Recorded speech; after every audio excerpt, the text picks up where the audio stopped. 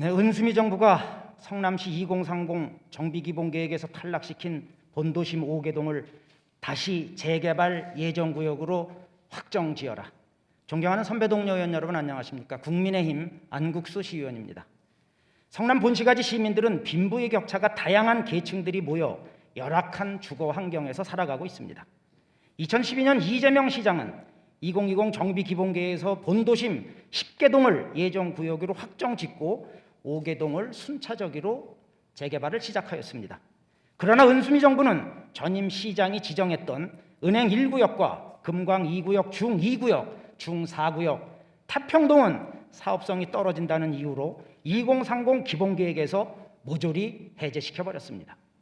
성남시가 사업성이 떨어져 재개발을 못한다는 5개동 주민들은 요즘 자고 일어나면 집값 폭등과 아파트 분양가 상승으로 사업성이 좋아졌다며 정비구역에서 탈락시킨 성남시 미숙한 행정을 강력히 항의하며 수년째 재지정을 촉구하고 있습니다.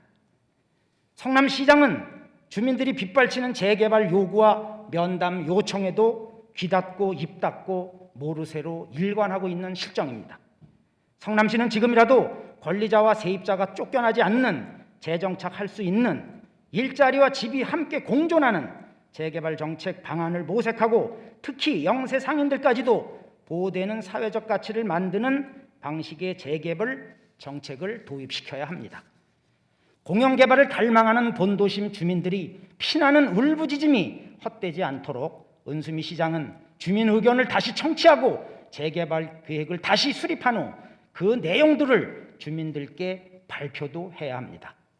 문재인 정부도 2사 부동산 대책에서 다양한 재개발 정책을 확대 발표했듯이 성남시도 재개발에서 제척된 곳을 결합개발을 모색하고 도시계획 시설은 공원 부지도 용도 변경하여 사업 부지로 편입시키고 용적률도 대폭 상향 조정하여 사업성을 높이는 성남형 재개발이 절실히 요구되는 때입니다.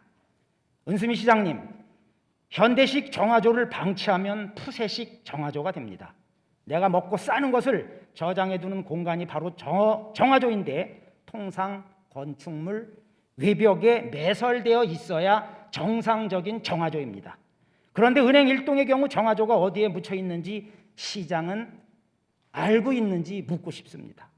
그 현장을 화면으로 보겠습니다.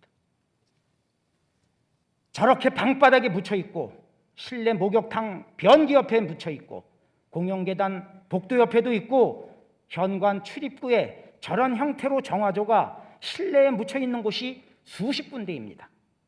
지금 은행 1동은 화장실에서 용변을 보면은 바로 옆방에 묻혀 있는 정화조로 이동하여 저장되고 있습니다.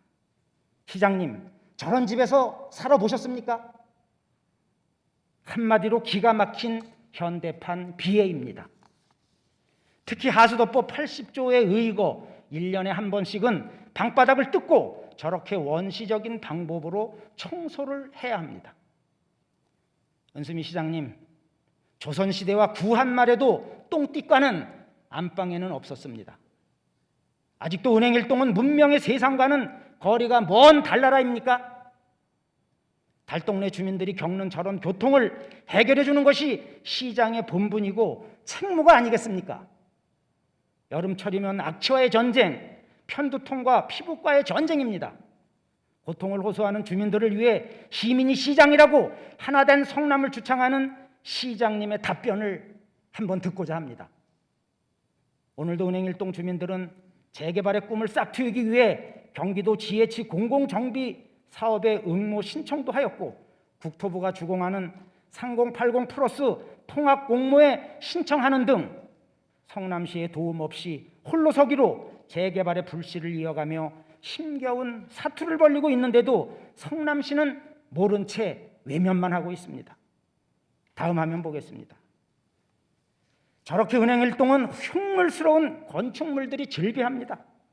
주택법에선 재개발 여부와 무관하게 불량 주택들은 시민의 안전을 위해 심의하고 검토할 의무를 갖고 있는데 성남시는 개인의 사설물이라고 관리를 외면하고 있습니다. 성남시가 저런 불량 주택들을 방치하는 것은 주민들 생명과 안전을 위험에 빠뜨리는 행위로 정밀 진단이 즉시 필요한 곳입니다. 도시 빈곤층과 노후주택이 집중되어 있는 은행 일동과 본도심 재개발 정책을 다시 한번 재검토해 줄 것을 강력히 촉구합니다. 끝까지 경청해 주셔서 감사합니다.